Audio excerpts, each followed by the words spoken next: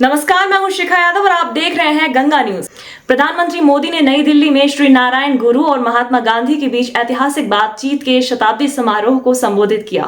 प्रधानमंत्री ने कहा कि 100 साल पहले हुई ये मुलाकात आज भी विकसित भारत के सामूहिक लक्ष्यों के लिए प्रेरणादायक और प्रासंगिक है। उन्होंने इस बात पर जोर दिया कि सरकार श्री नारायण गुरु की शिक्षाओं को हर नागरिक तक पहुंचाने के लिए इस अमृत काल में काम कर रही है।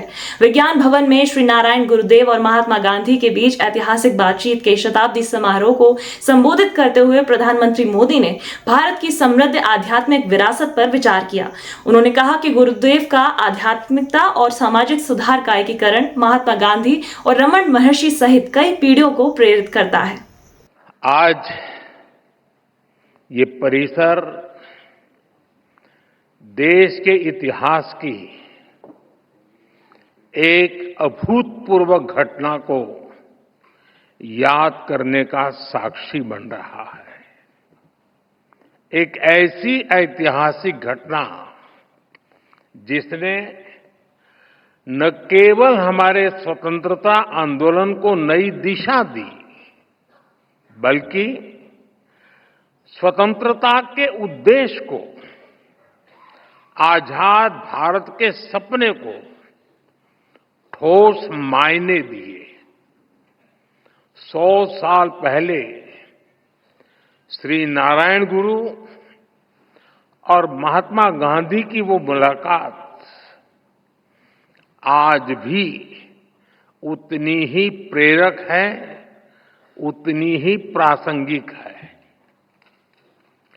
100 साल पहले हुई वो मुलाकात सामाजिक समरसता के लिए, विकसित भारत के सामूहिक लक्ष्यों के लिए आज भी ऊर्जा के बड़े स्रोत की तरह है। इस ऐतिहासिक अवसर पर मैं श्री नारायण गुरु के चरणों में प्रणाम करता हूं। मैं गांधी जी को भी अपनी श्रद्धांजलि अर्पित करता हूं। भाई बहनों, श्री नारायण गुरु के आदर्श पूरी मानवता के लिए बहुत बड़ी पूंजी है। जो लोग देश और समाज की सेवा के संकल्प पर काम करते हैं, श्री नारायण गुरु उनके लिए प्रकाश स्तंभ की तरह है। आप सभी जानते हैं कि समाज के शोषित, पीड़ित, वंचित वर्ग से मेरा किस तरह का नाता है, और इसलिए आज भी मैं जब समाज के शोषित, वंचित वर्ग के लिए बड़े निर्णय लेता हूं, तो मैं गुरुदेव को जरूर याद करता हूं।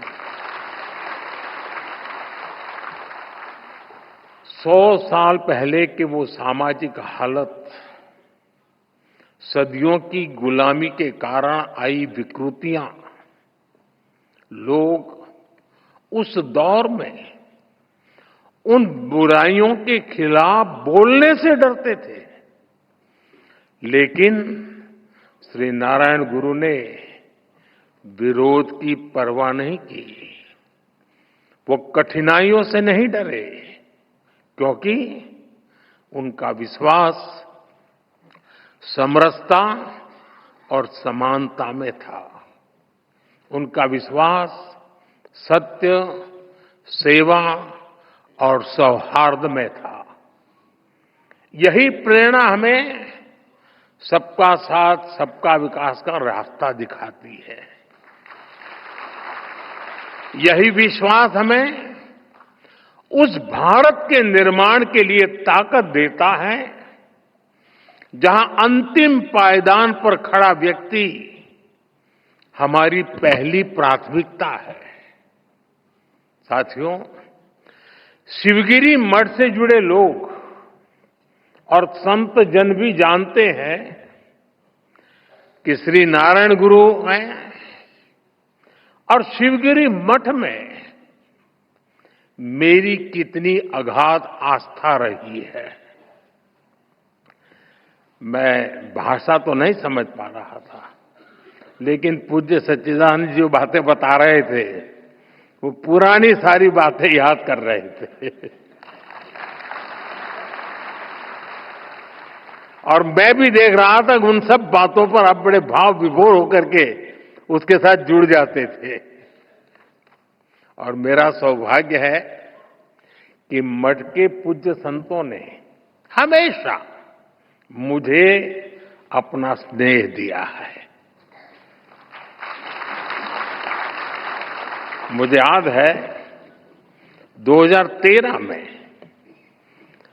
तब तो मैं गुजरात में मुख्यमंत्री था, जब केदारनाथ में प्राकृतिक आपदा आई थी, तब शिवगिरी मठ के कई पूज्य संत वहां फंस गए थे, कुछ भक्तजन भी फंस गए थे।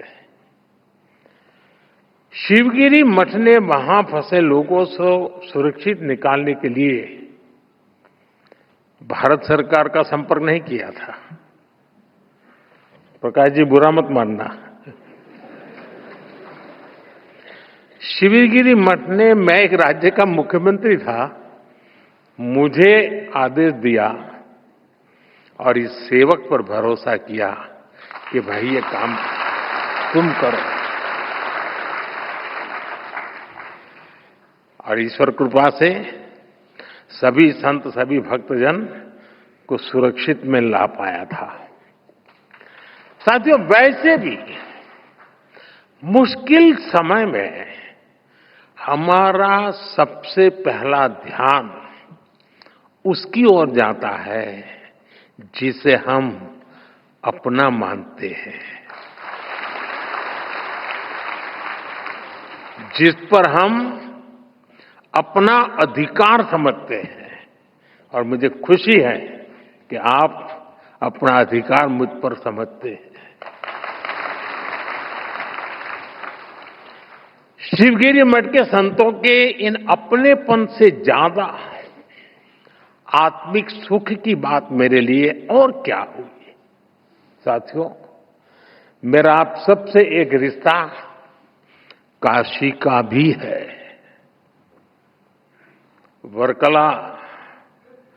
वर्कला को सदियों से दक्षिण की काशी भी कहा जाता है।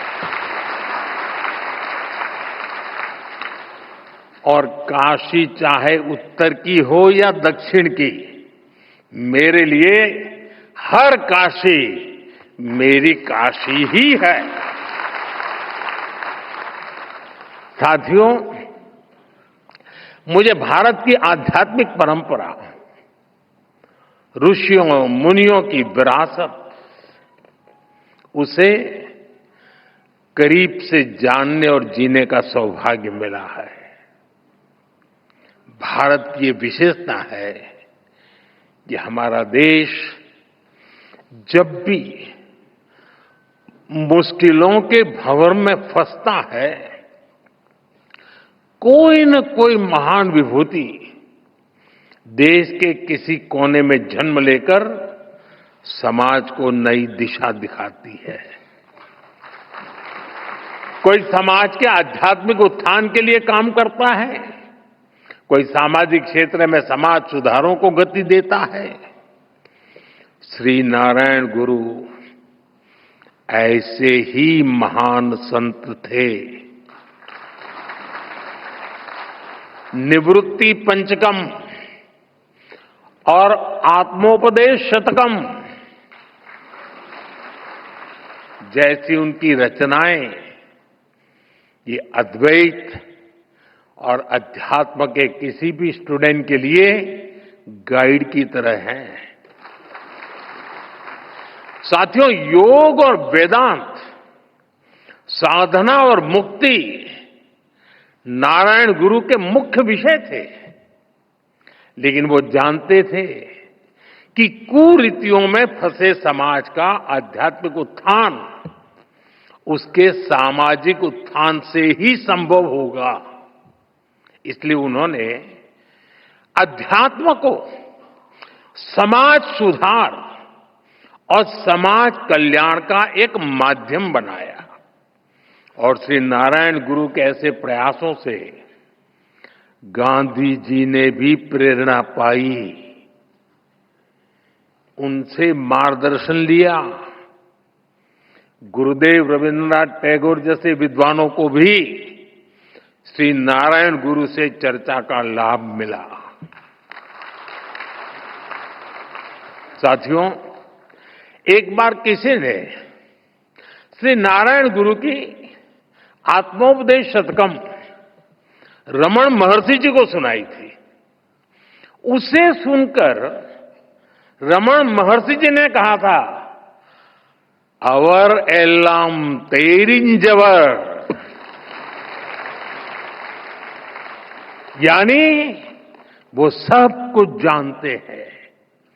और उस दौर में जब विदेशी विचारों के प्रभाव में भारत की सभ्यता, संस्कृति और दर्शन को नीचा दिखाने के षड्यंत्र हो रहे थे, श्री नारायण गुरु ने हमें ये एहसास कराया कि कमी हमारी मूल परंपरा में नहीं है।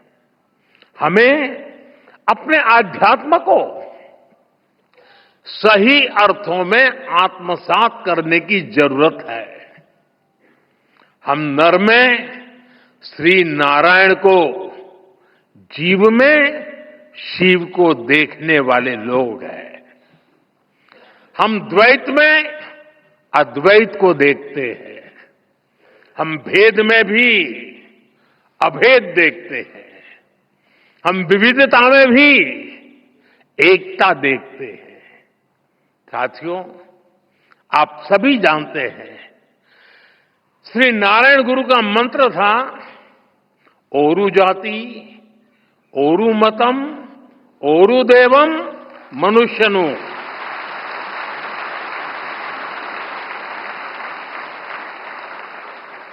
यानी पूरी मानवता की एकता, जीव मात्र की एकता, ये विचार भारत की जीवन संस्कृति का मूल है, उसका आधार है। आज भारत उस विचार को विश्व कल्याण की भावना से विस्तार दे रहा है।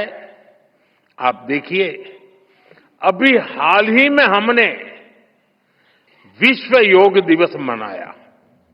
इस बार योग दिवस की थीम थी, yoga for one earth one health, यानी एक धरती एक स्वास्थ्य। इसके पहले भी भारत ने विश्व कल्याण के लिए वन वर्ल्ड वन हेल्थ जैसे इनिशिएटिव शुरू किया है। आज भारत सस्टेनेबल डेवलपमेंट की दिशा में वन सन, वन अर्थ, वन ग्रिड जैसे ग्लोबल मूवमेंट को भी लीड कर रहा है। आपको याद होगा 2023 में भारत ने जब G20 समिट को होस्ट किया था, हमने उसकी भी थीम रखी थी, one earth, one family, one future. हमारे इन प्रयासों में वसुधैव कुटुंबकम की भावना जुड़ी हुई है। श्री नारायण गुरु जैसे संतों की प्रेरणा जुड़ी हुई है।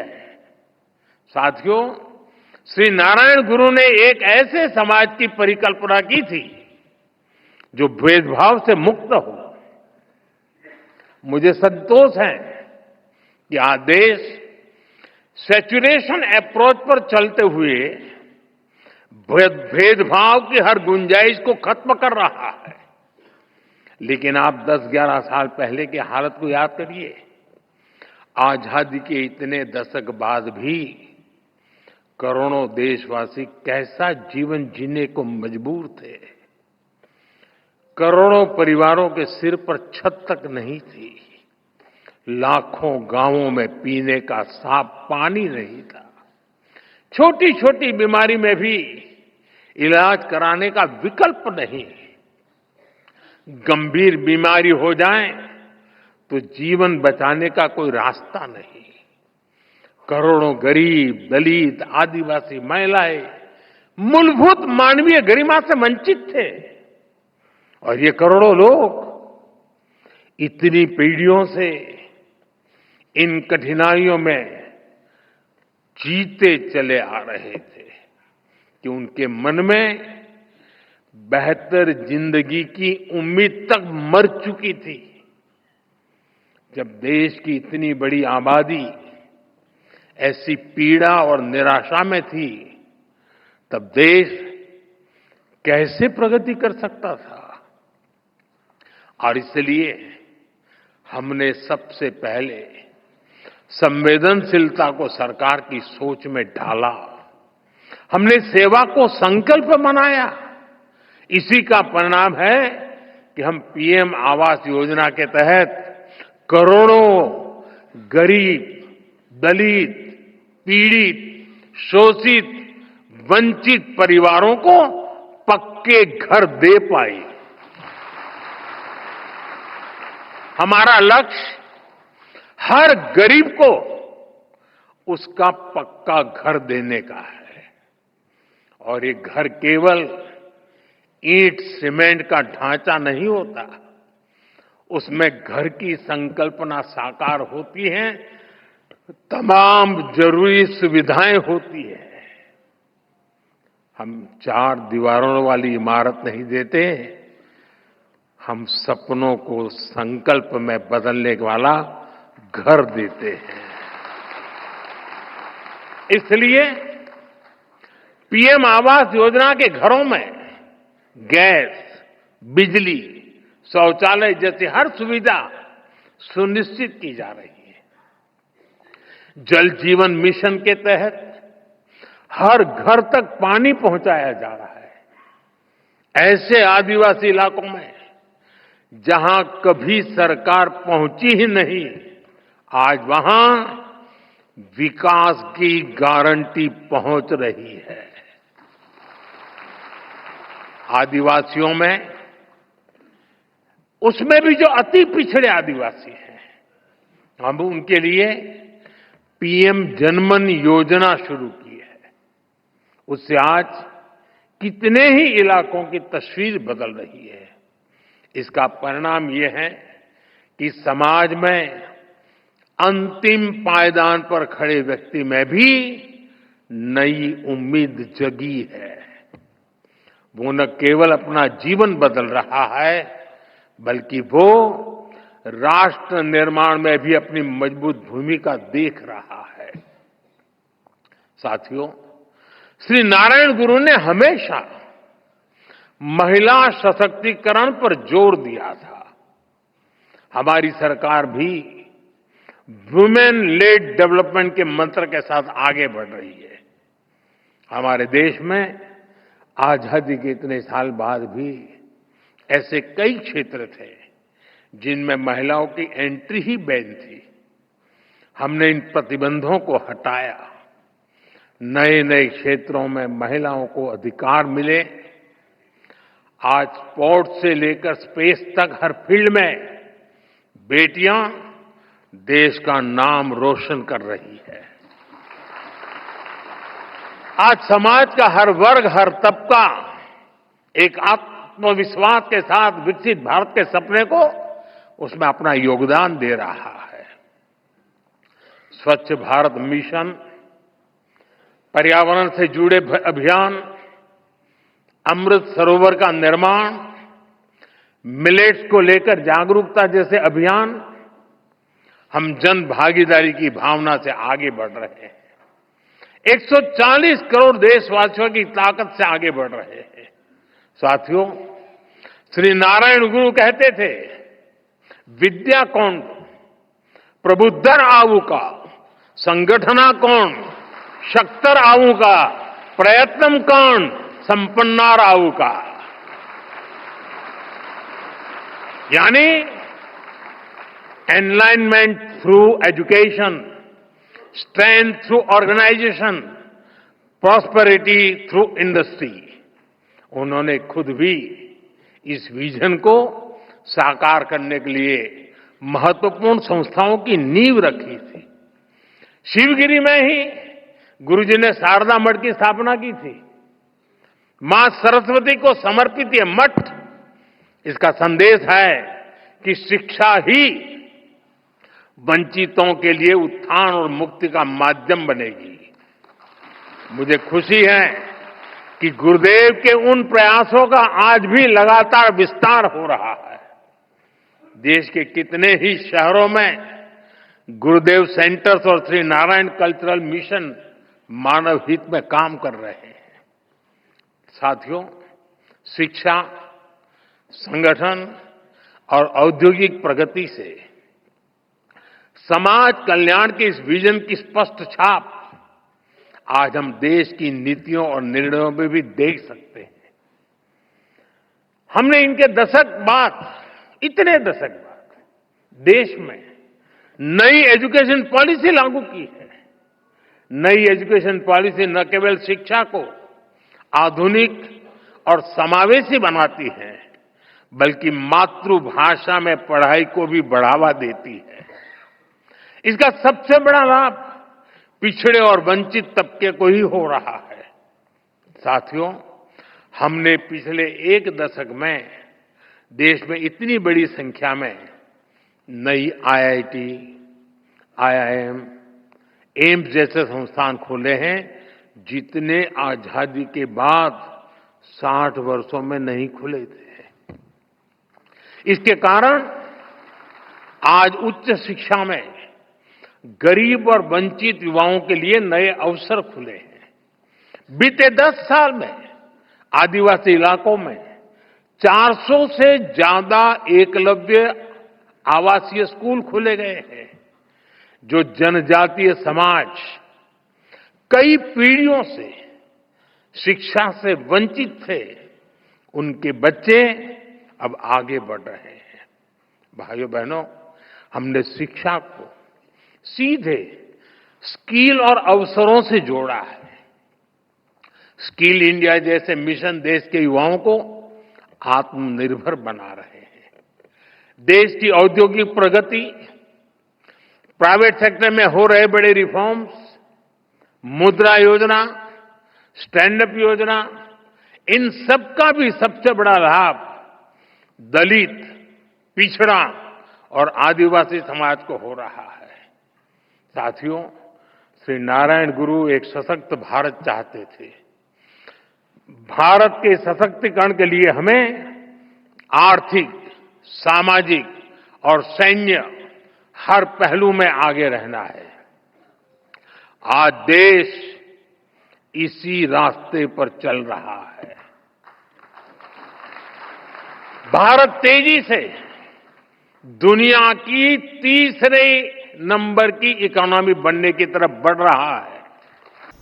पीएम मोदी ने कहा कि हाल ही में दुनिया ने भारत की क्षमता देखी। ऑपरेशन सिंदूर ने आतंकवाद के खिलाफ भारत की स्पष्ट नीति को पूरी दुनिया के सामने रख दिया। हमने दिखा दिया कि जो भारतीयों का खून बहाते हैं, उनके लिए दुनिया में कहीं भी सुरक्षित जगह नहीं। हाल में दुनिया ने यह भी देखा है कि भारत का सामर्थ्य क्या है। ऑपरेशन सिंदूर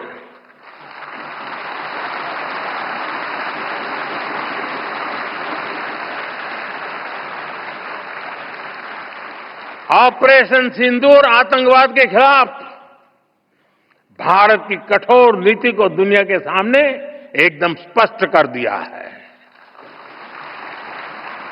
हमने दिखा दिया है कि भारतीयों का खून बहाने वाले आतंकियों के लिए कोई भी ठिकाना सुरक्षित नहीं है।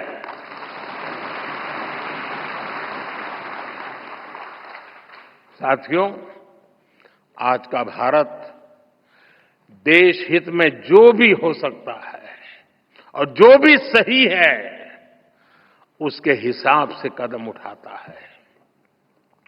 आज सैन्य जरूरतों के लिए भी भारत की विदेशों पर निर्भरता लगातार कम हो रही है।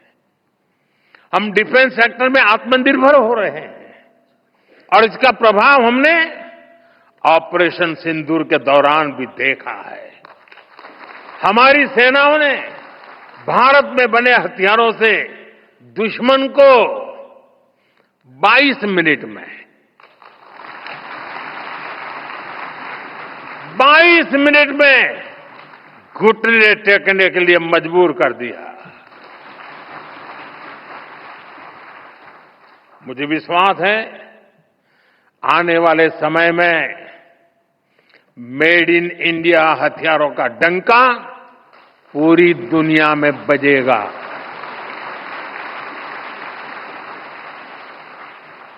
साथियों, देश के संकल्पों को पूरा करने के लिए हमें श्री नारायण गुरु की शिक्षाओं को जन जन तक पहुंचाना है।